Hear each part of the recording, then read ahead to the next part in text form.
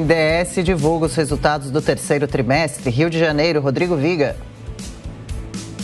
O BNDES apresentou um lucro líquido de quase 10 bilhões no terceiro trimestre desse ano, 9,6 bilhões, elevando para 34,2 bilhões reais o resultado acumulado ao longo de 2022.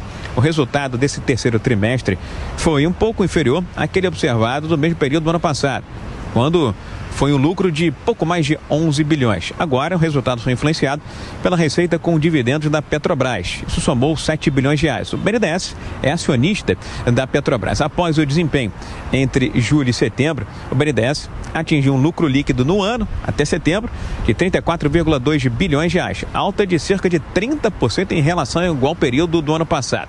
Só com a receita com dividendos nos 9 primeiros meses desse ano, 14,9 bilhões de reais.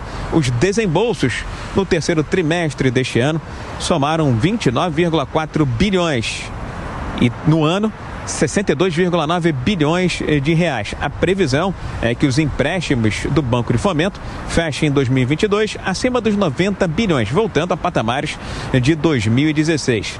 As previsões apontam para um potencial de desembolso no ano que vem de 108 bilhões e em 2024 de 128 bilhões de reais.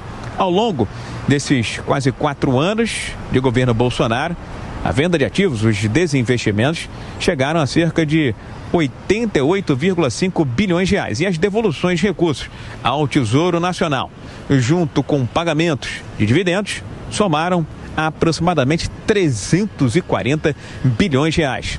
O presidente do Banco de Fomento, Gustavo Montezano, que está encerrando o seu ciclo à frente do BNDES, fala do legado que deixa para o novo governo. A gente postergou para dezembro de 24 uma meta de 600, 800 milhões de reais de VAR diário, que é uma posição agressiva de VAR total sobre patrimônio se você compara os benchmarks internacionais.